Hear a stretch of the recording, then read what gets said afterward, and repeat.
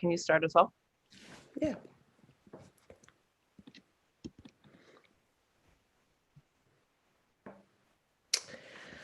Welcome, everyone.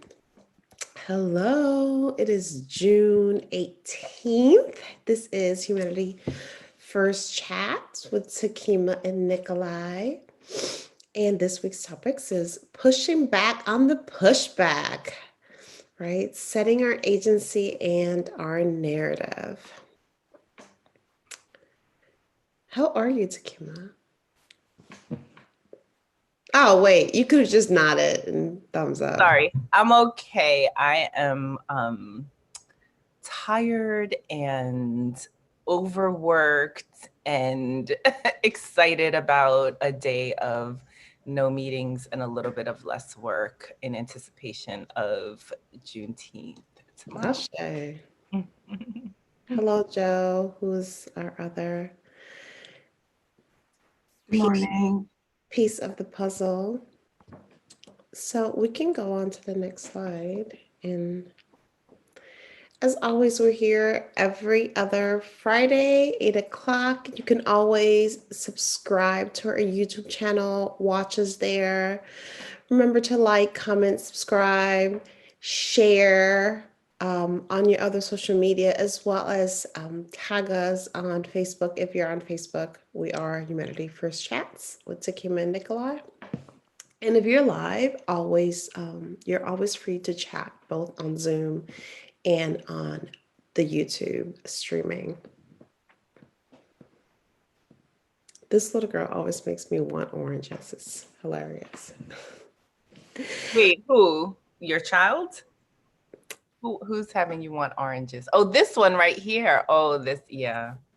And they're never quite as yummy as the ones that she's eating. I know. She does look like she's enjoying that. This image on our screen of a little brown girl with curly hair sucking on an orange. It's a sweet image. Yes, very sweet. And if you're new to our Humanity First Chats, we are your hosts. I am Nikolai, and my website is You Can School With Us.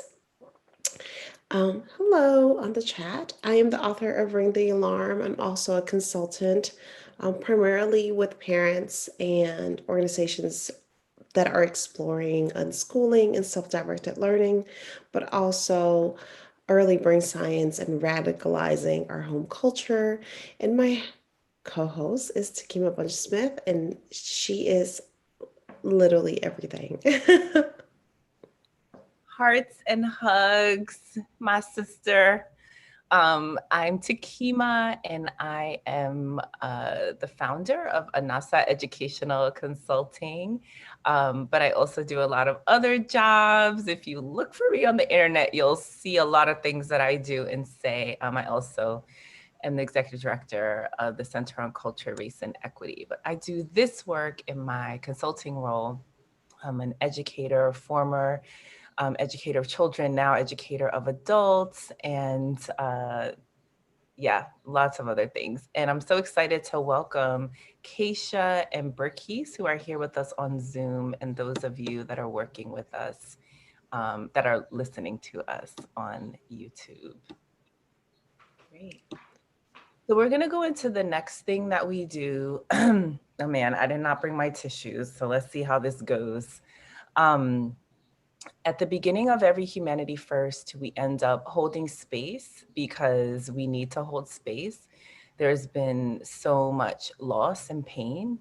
There always is, but as we have done Humanity First beginning in March of 2020, we were just really overwhelmed by the amount of violence that has been inflicted towards people.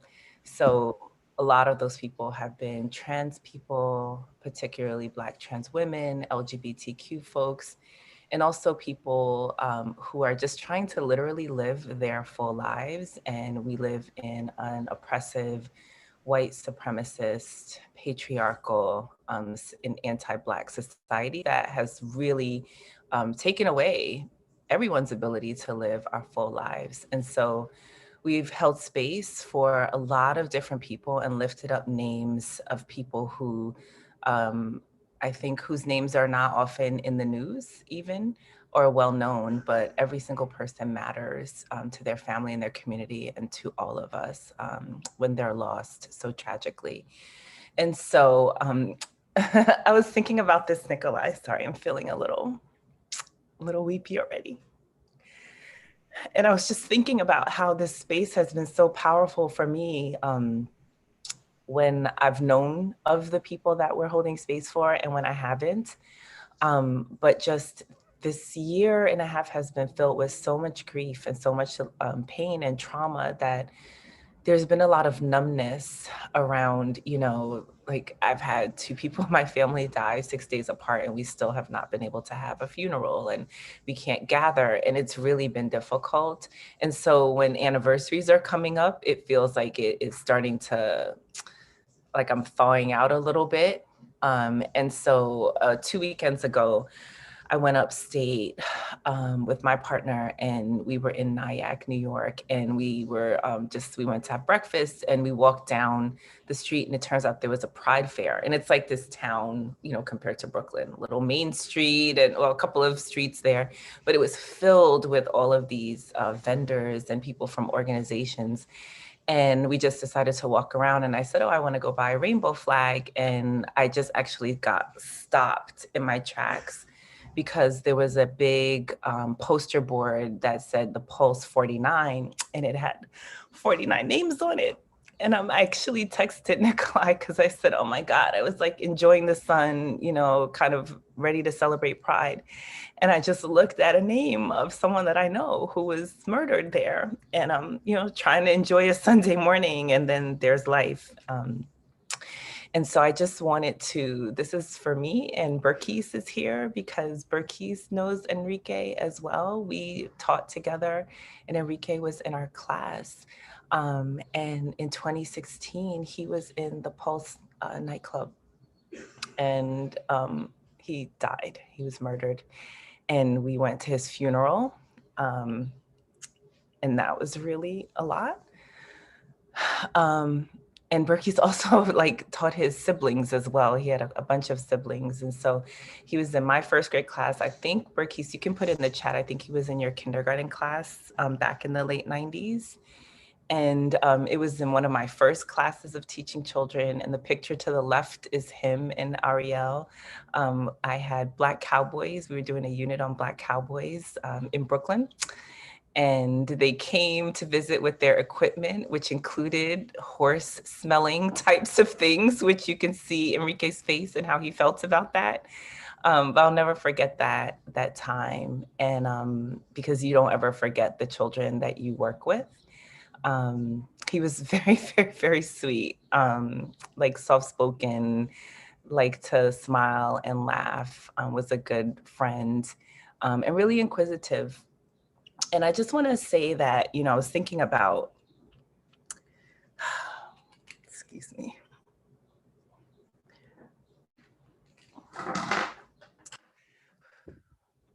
How in this work that we do, we're always talking about how we're growing, right? That Nikolai, what we talk about and what we think about is not what we knew, 5 or 10 years ago, or even 5 months ago. And that really is the work to just keep growing and changing. To try to be in service in this world, right? To make it better for everyone and particularly for young children. And one of the challenges that I remember being in this classroom with children was that I quickly encountered that they would use the word gay as a slur. Right? They're, oh, that's so gay, teasing.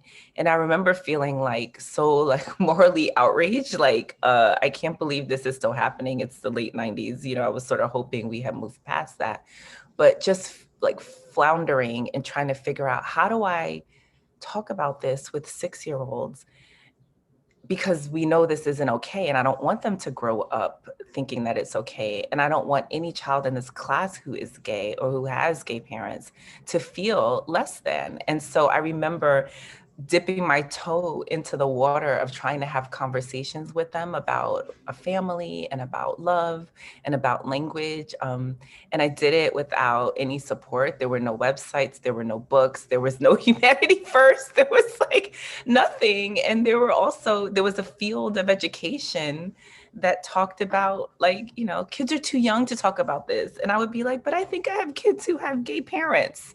So are they too young? Like, that doesn't make sense to me. And I just remember the feeling of like, I have to do better for these children and for this world. And I don't have a roadmap. And so I bumbled along and tried to do the best I could, and also experienced pushback, but still kept feeling like it's the right thing to do. And so honestly, when Enrique died, um, it was one of the things that I thought about and said, like, I'm glad that I was brave. And I hope that whatever I did in that moment created space for him to feel okay as he was growing up, that he could step back or, look back and say, like my first grade teacher said, it's not okay to be teasing anyone and using that word as a slur. And so I just kind of like a look back, but also just an honoring that he was 25 and he was going to be a social worker.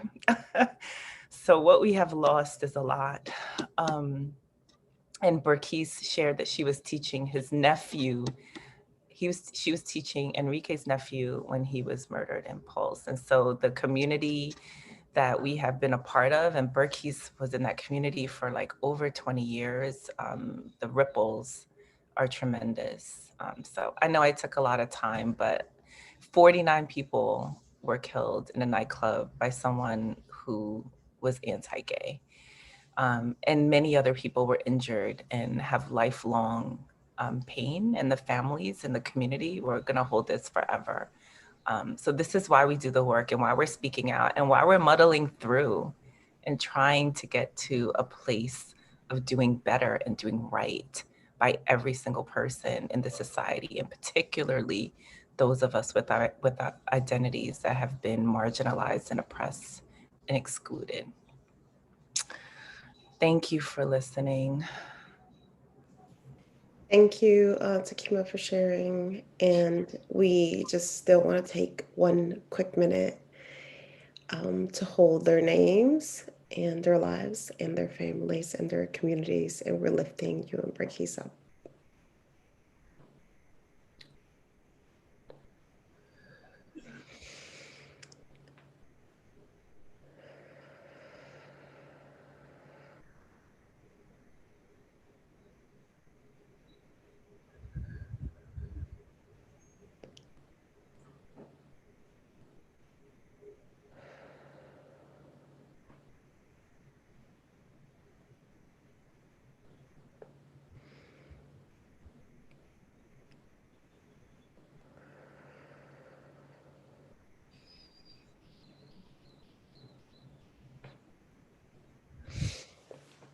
Thank you. Thank you, Nikolai. Sending love to all the beginning with children family and Enrique's family at this time and always.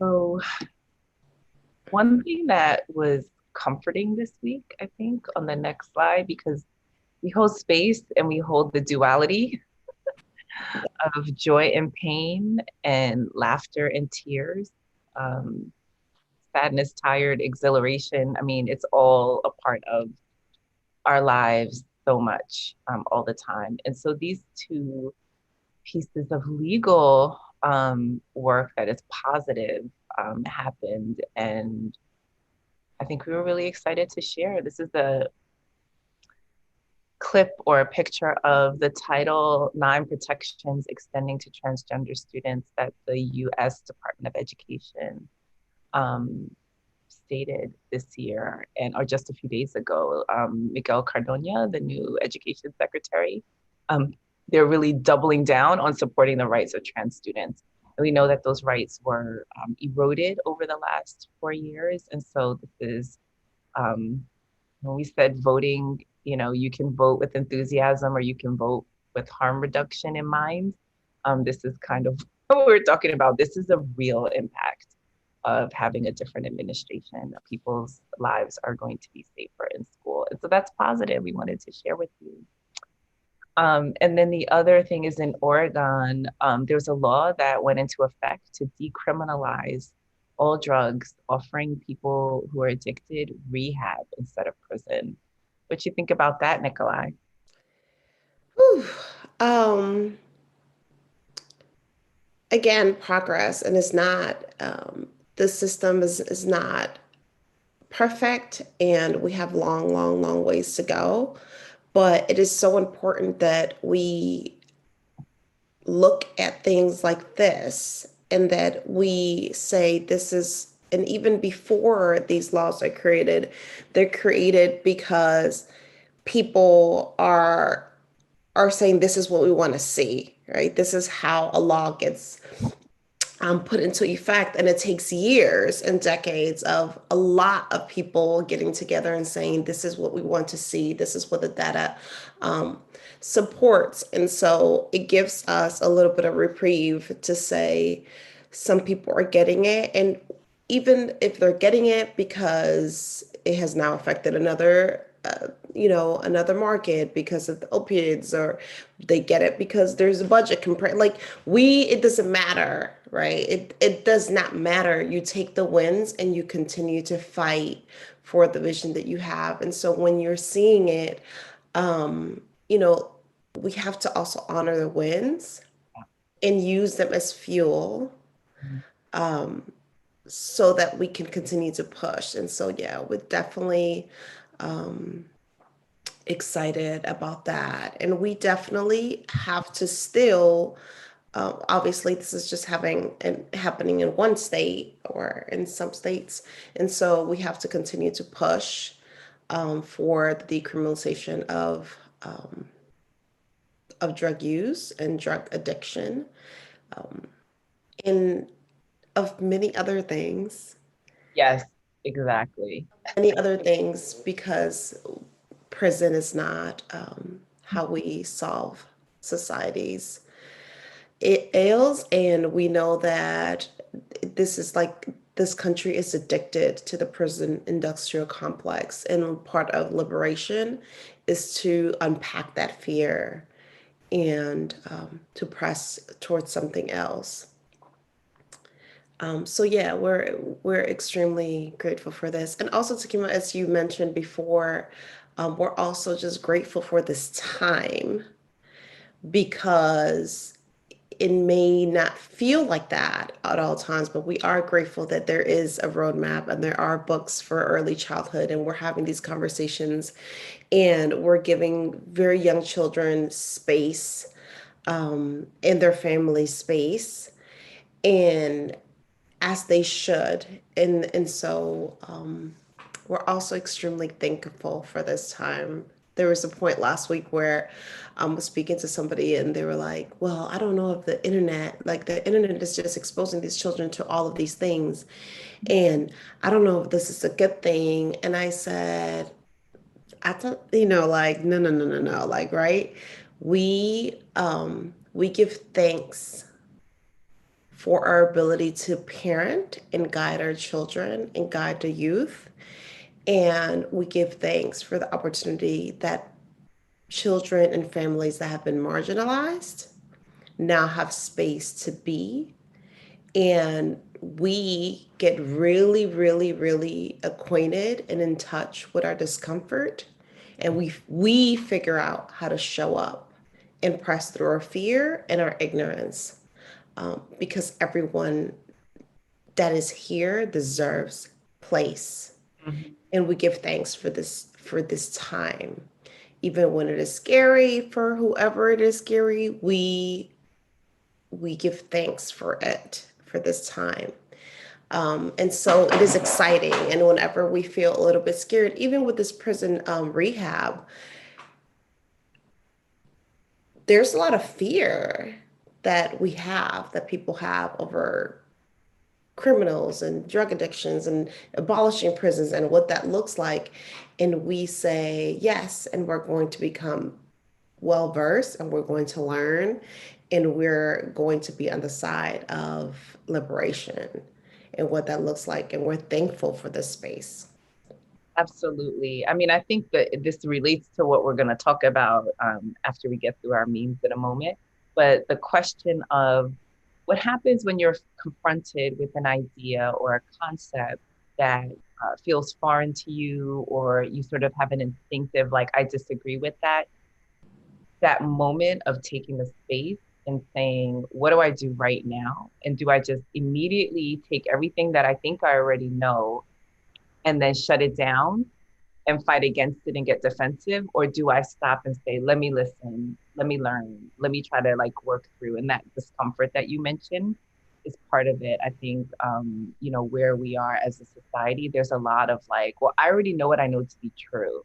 And therefore, this isn't something that is for me.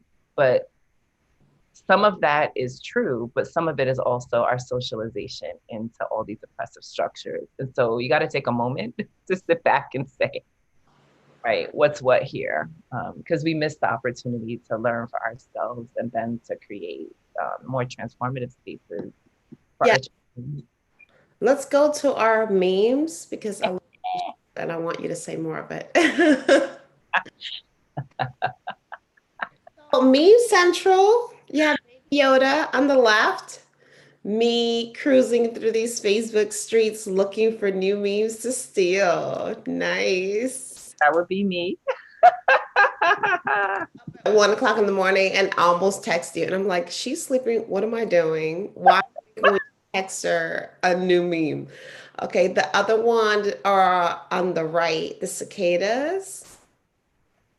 We still haven't seen them in Atlanta, thank goodness. Not up here either. Thank goodness. Just saying, just come out. Ain't nobody gonna jump you.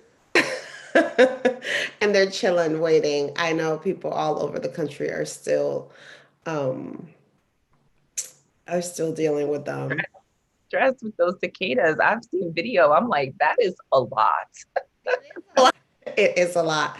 The Facebook button we actually need, and it's like David from Schitt's Creek, doing the his face, yeah, his David face of like, if you watch Schitt's Creek, you know this look, and you know that we definitely need this button. say that we need a Facebook button for Black people, particularly that is just like a crying, sobbing, excited face, just like one. Just one is like our permanent Facebook But slide. for Yeah. everything, you have to laugh, cry about it, right? Yeah, So, okay, I think we have some more. of course. Of course we do. Gotta control ourselves.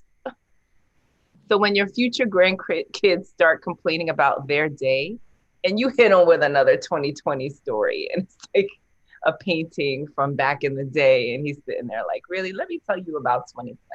Let me tell you about how I used to Lysol my whole body when I came in from the outside.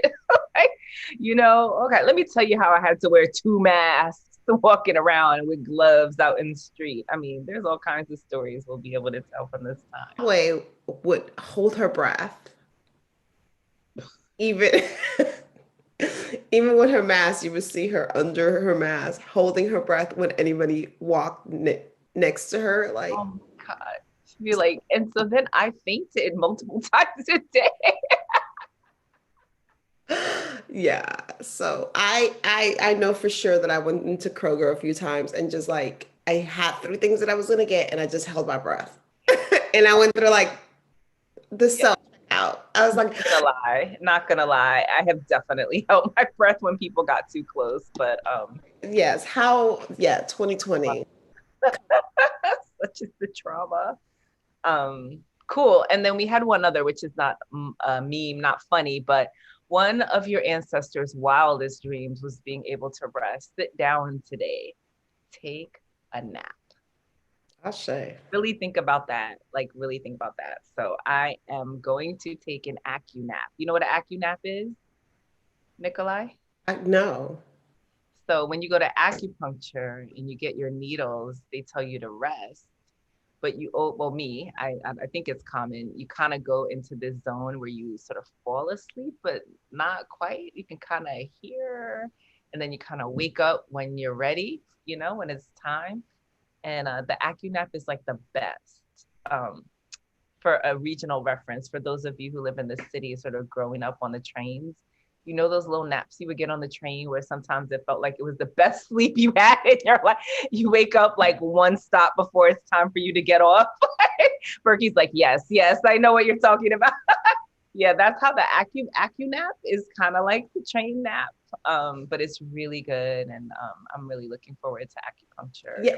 Yeah, there's this energy modality of energy work that I do. And when I was getting the training, when I was seeing people do it, I would notice that everybody would fall asleep. And I'm like, I don't know these people. And I told myself, I am not going to fall asleep.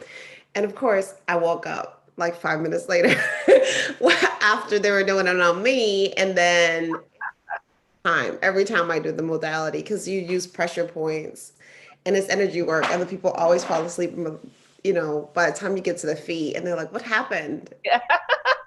It's delicious. I know all about it. And I go to community acupuncture, so there's usually other people there as well. And it's super like relaxing, except when we have the snorers. And I'm not going to say which gender tends to be the snoring gender. I mean, just in my experience at acupuncture, I'm not generalizing, but every once in a while we get a couple and I'd be like, oh my God. Or the other thing that's funny that disturbs our naps is in the winter, or not always in the winter, but whenever you feel cold, you can get this thing called a space blanket, which basically looks like a big piece of aluminum foil, and they put it over you like a blanket, but it crinkles every time you move. And so sometimes you have people that move a lot and you're like, shh, calm down. I'm trying to get my acne nap on. Pretty funny. So yes, if anybody wants to learn more about acupuncture, come talk to me. It has changed my life and allowed me to function with a chronic illness that in ways that I never thought imaginable. And it's changed the lives of people that I love too. So I'm a big, big fan. Yeah, we should. And there's actually a documentary that we have been kind of taking little bits of, and maybe one day we'll share on Uh-huh, the face to humanity uh-huh. first chats, because it is, yeah, same here. Acupuncture and traditional Chinese medicine has been so instrumental Mhm. for me as a uninsured American, for Mhm. sure. It helped you with right? Didn't you? Absolutely. It hurt. Yeah, I had COVID, and the effects of it at the beginning of COVID when we did not even know how to manage it. I had it for 10 days, and I text. Um, I text my sister. I was like I feel like I'm going to die. Like I can't breathe. And it definitely, the recovery from that definitely helped me. And I had a year later on the anniversary, like chronic bronchitis for almost 4 months, for 4 months. And I don't know what I would do Mhm. without traditional Chinese medicine and acupuncture. So yes. Same, same. And so we can definitely maybe in a future session talk about the documentary that with the yeah, okay, we'll do that. And then We don't want to say about it. We don't want to spoil I it. know we don't want to say it's a really amazing documentary that relates to everything that we talk about on Humanity First, but also brings in how acupuncture was instrumental in supporting a community in deep crisis. Yes. And then I can also invite one or both of my amazing acupuncturists to come and talk with us a little bit too. I'll invite them.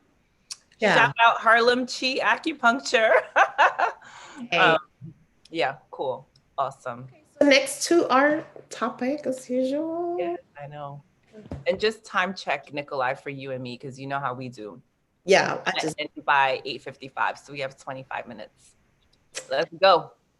so gaslight. I actually took definition from Oxford Languages and I modified it. So to manipulate someone or a group by psychological means into questioning their own sanity. And I felt like this is just like a perpetual existence. And so for the sentence, I put in line with its cultural values. In the month of June 2021, America continued to gaslight Black people. And of course, this is definitions of Oxford languages and whatnot, because Mhm. the sentence is not from Oxford languages for the Mhm. record. Mhm. Pushing back on the pushback, our agency and our narrative, and we're about to get right into it. But for those of you who have spent the last 2 weeks or year and a half or 32 years feeling like this is one big gaslit experience, you are not alone. And we want to get into it and give ourselves some framing around that. So we can go to the next slide. Yeah, question. Why would you make Juneteenth a federal holiday at the same time you're denouncing critical race theory and disenfranchising Black voters all across the country? We saw this in a meme and we were like, and of course, we have the answers. The white man or the system will try operative word, try to satisfy us with symbolic victories rather than economic equity and real justice. And I found this quote by Malcolm X so comforting, because when I read it, I was like, oh, this is what the system has always done. So um, it does feel like a lot, but at the same time, we have to understand that this has always been a part of how systemic racism works and systemic oppression works. And so putting that into context helps us realize that, okay, it feels overwhelming because we live in a social media world. And so it's constant, it's almost like domestic terrorism of our psyche. It's constant. We're always in it every second.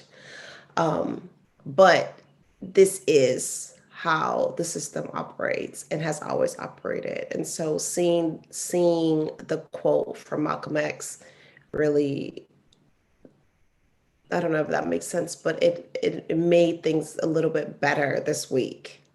Um, Well, yeah, because he was talking back in the 60s and it's uh, 70s, 80s, 90s too. So how many years later are we? So and it's like the playbook of the system is the same. And when I look at this quote, I think right, he was speaking in a particular time where he was in the process of developing his analysis of systemic racism and oppression, and he was still very focused on like individuals within that.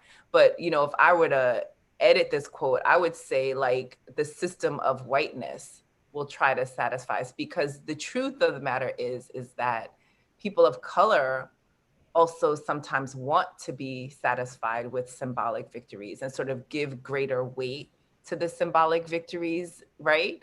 mhm. And so that's important to know, like this is not just about white men trying to set, like it's all of us participating in systems that we're socialized into, whether we realize it or not. And so that is real.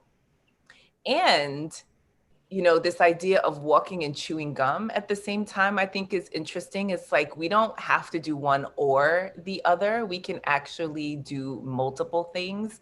And sometimes, like online, internet, social media, I find that there's just this polarization of like the woke people over there who are judging the not woke people over there, or the people who are like just thinking about the symbols and don't want to think about the like.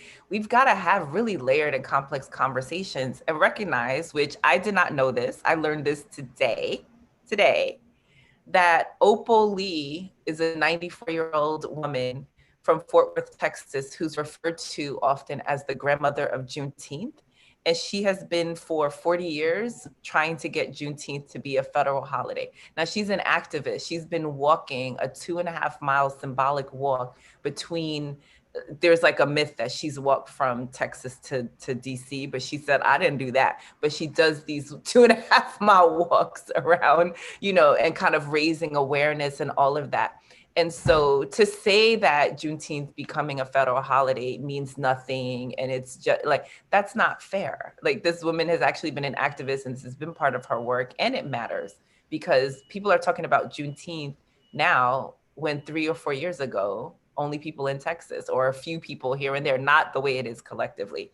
Now, at the same time, we have to hold on to the way capitalism is trying to market and make, profit off of it, right? So we got to hold all the layers. We have to hold all the layers, but recognize that it is very disingenuous for a government to acknowledge Juneteenth and the understanding that enslaved Africans were made to work through the last planting season, even though it was illegal. That's, why they think that folks weren't told for 6 months. That's disingenuous when you have all of this disenfranchisement happening in courts and in school systems around the country, in the media. Like, you can't really talk out of both sides of your mouth. And so the idea is, how do we get things going on the other side of it to match that we have this holiday, right?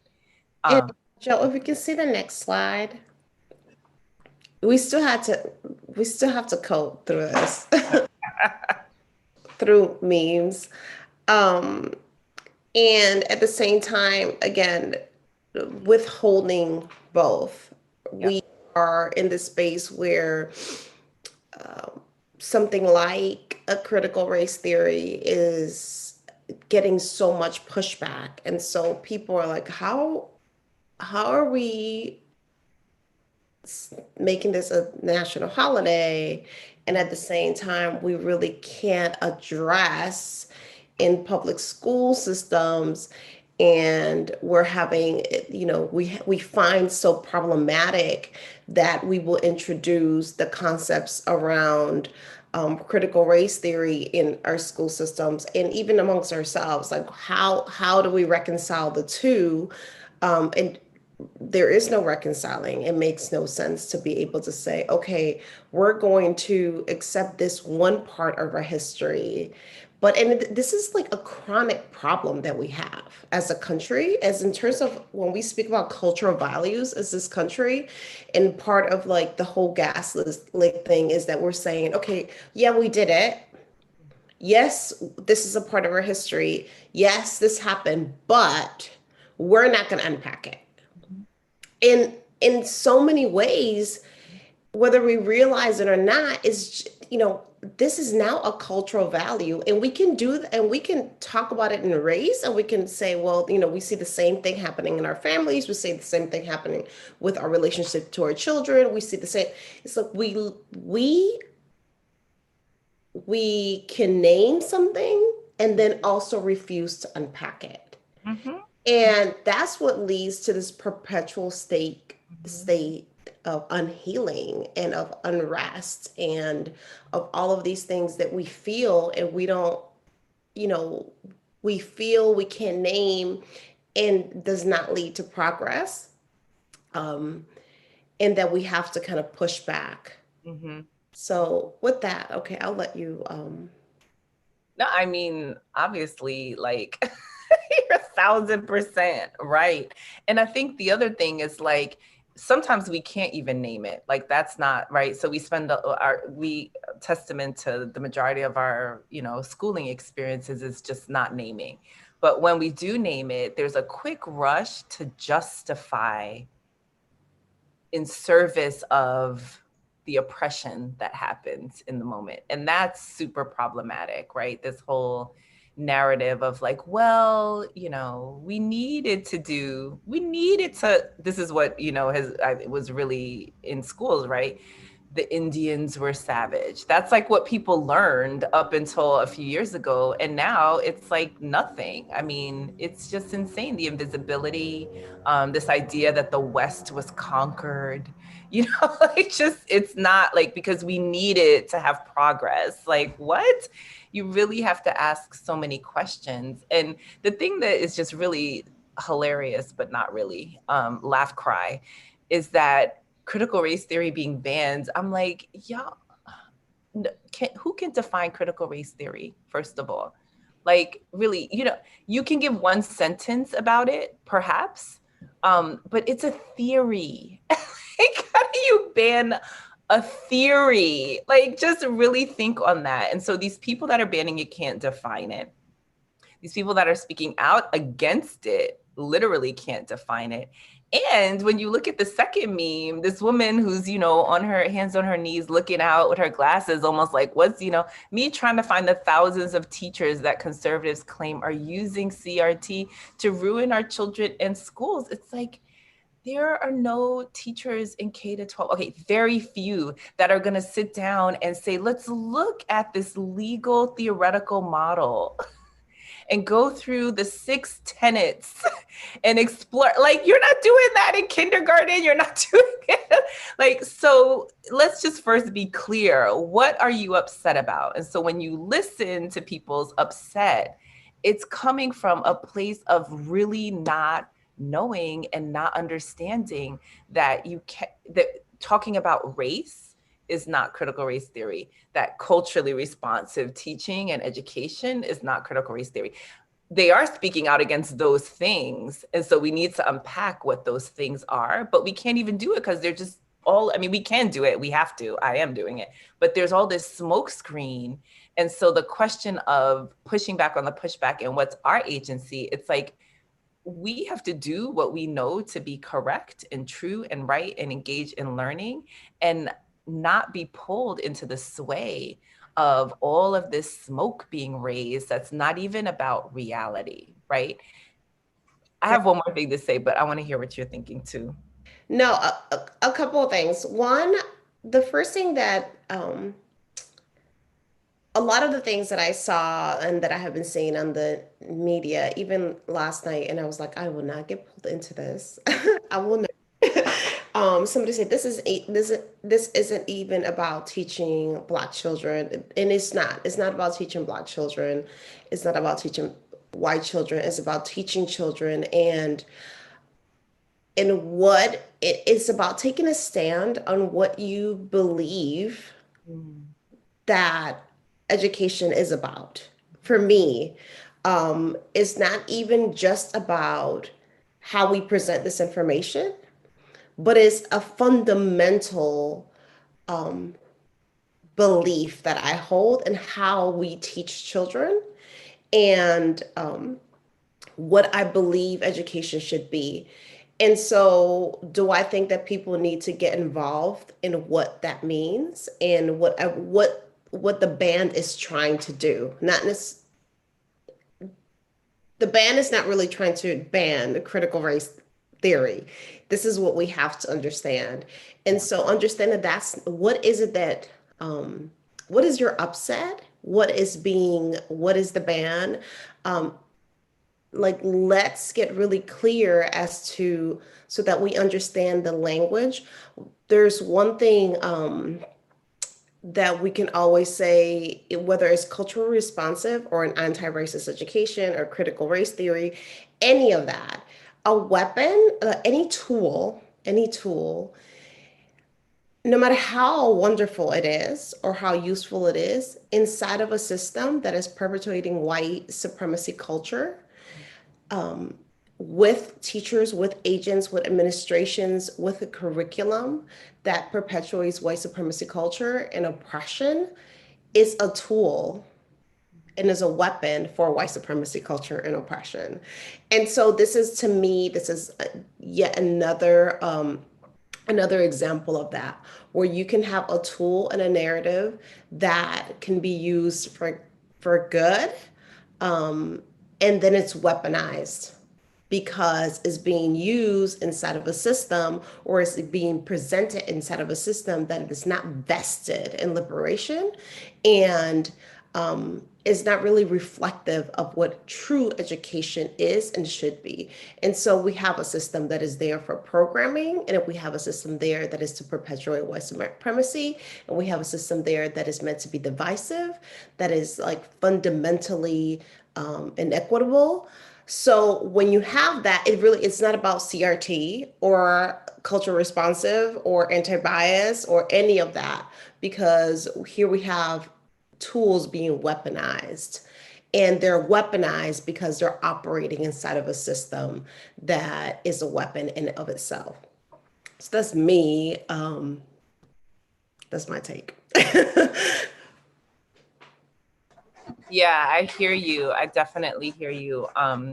And one thing that I have found missing from this conversation in the media and in general is that it is focusing on what adults allegedly teach children or what adults do teach children and how, right? But I've heard very little conversation about the agency of the students themselves. It's kind of being presented as these students just sit there and like wait for teachers to give them knowledge, right? It's just like the problematic approach to education overall in general. And so I'm laughing because I'm like, don't people realize that it's the students themselves that have been asking these critical questions and seeing what's happening in the world and pushing adults in front of them to say, wait a minute, I went to a protest. You know, I've been reading this book. I've been in this book club. Teenagers have been getting on Zoom. They're the ones that are leading this and pushing adults to say, what you think you have been giving me is problematic. And now I want to go deep. They're the ones that are the impetus for this in so many ways. And so we cannot pretend that children don't have agency in their learning and their processing. And when things don't make sense to kids, they don't make sense. You got to provide space for them to work through it. And that's what it means to educate for democracy, right? Like that's what it really means. And so we've got to stop pretending like kids aren't a part of this driving it, to be honest. The children get it. The children get it, and they're on TikTok and they're on in their own. Like if you don't have to have it in the school system and it be weaponized, the kids are gonna get it, and they're gonna disseminate it at a faster rate and in a way that is more honest than the schools will ever give it to them. And so there's a lot of, so maybe we can go to the next slide, but there's a lot on here. And so we kind of like develop a little bit of a 5-point strategy because Takima and I, we are and this is what we do. So We have a framework. yeah, so the first thing is, as we're getting pulled through all of this, is to say, well, first of all, I understand that this is how systemic racism works, and I expect it. And if you part from that, there's a lot of stuff that you can cut out when you kind of reconcile it. And again, for a person like me, who has, I'm really clear on what I believe that children should experience as a process of education, whether it's inside of or outside of a school building, but it's children being educated, exploring, having critical thinking, having agency. And I know that the system does not is not set up that way. Mm-hmm. Okay, so two, use the information at hand. Example, look at the teachers that are showing up, look at the parents that are showing up, look at the legislators that are showing up. Who's passing this ban? This is all information. These are data points. And so when you look at the curriculum, right? This is not when we're creating a ban about critical race theory or any of these educations. This is a reminder that these things aren't even in the system, right? They're not already, it's not like we're losing them. For the most part, they haven't really been in place. So remind yourselves that this is the kind of place that you're sending your children into. What you're seeing in the news, the rhetorics that you're seeing in the news, these are rhetorics and these are ideologies that are inside of the curriculum, inside of your schools, and they're inside of your classroom and that your children are experiencing. So use the data points. Use the information that you're getting. Three, get really clear about your vision and how you want to support it. And that looks like, what kind of legislation do you want to see? Who do you want to see in place? How do you create candidates? But also, how do you want to participate in the school board, right? In your parents have a lot of agency. How do you want to make your voice heard inside of the school board? Additional to that, how do you introduce an anti-bias education to your children? How do you live that anti-bias education to your children? How do you introduce critical race theory to your children? Um, there is something really quickly, there's something like my son said something he read, like Stamped, right? A book about anti-racism. And once we were done and throughout that process, we would pause the book and then we would read other things from other authors. And at the end of it, he made a conclusion. And once he made the conclusion, I was like, okay, well, nice. What if I told you and I gave him three more articles? Now that you have these three more articles, how can you revisit what you just said? And then once he said that, I was like, okay, like that's interesting. What if I told you? And then we just kept pushing, right? And we did that at home. And whether you are able to unschool or not, this is what you have to do with your children. This is the lens that you have to do it. I do it, my partner does it to me. I do it not just about race, it's about race, it's about gender, it's about, what was the capitalist structure, is about so many things. So get really clear about your vision and how you're going to support it. Mhm. Four, understand that the difference between a response and a reaction is Mhm. reflection, right? The intersection and the clarity that you get from number three is how you're able to curate a response for your life over a reaction for whatever it is that the system and the algorithm is trying to for you to react to. So Mhm. your response is your life. Your response is how you move. Your response is how you ground yourself. Your response is your work ethic, your life ethic, rather. Yep. And number five is Always. to center your humanity. This is psychological warfare. Mm. We cannot operate, we cannot show up, we cannot teach, we cannot love, we cannot raise, we cannot render, we cannot sister, we cannot fight for liberation if we're in a constant state of a cortisol drip. Mhm. We just cannot. This is not how we get to the finish line. You have to center your humanity, your body, your cells, your DNA, which gets passed on, your gene expressions, which get passed on um, through behaviors, through experiences. Your children will take them in. The people around you will take them in. They will last lifetimes. Cannot function if Yes. you are in a constant state of disarray and of a cortisol drip. So we have to center our humanity Mhm. in order to do what it is that we have to do. Yeah. Um, Big time. so that's our 5 point strategy. We have a little bit of center in banning the systemic teaching the system of systemic racism is actually a perfect example of systemic racism. It's a kind of like a quote on the right side, and we can go to the next slide because we're rushing through this as always. So this is a quote from Cori Bush, Representative Cori Bush. It's Juneteenth and reparations. End police violence, the war on drugs, housing and education, apartheid, and teach the truth about white supremacy in our country. Black liberation in its totality must be prioritized. And there's a drawing with three Black women with their arms raised in a power uh, movement. Fist. Yeah, power fist, arm up. Yeah, Uh, it's not just one, it's all of it. And we can hold space for all of it. It does not have to be one or the other. And you can be for both. I am for days of rest, Mm, and I am for all of these other things, and I work for them daily, 365.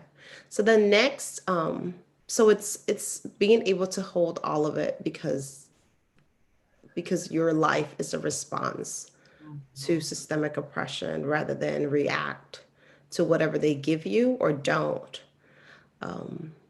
So if we can go to the next slide. Yeah, this is we're trying to practice what we preach. So last week I went upstate for a few days, upstate New York, and I was feeling really, what's the word? Like frazzled. Like I needed some nature and I needed a little bit of space away. And so my mom and I went for a few days and stayed in a little house that had like a nice yard and everything. And the first picture is just me.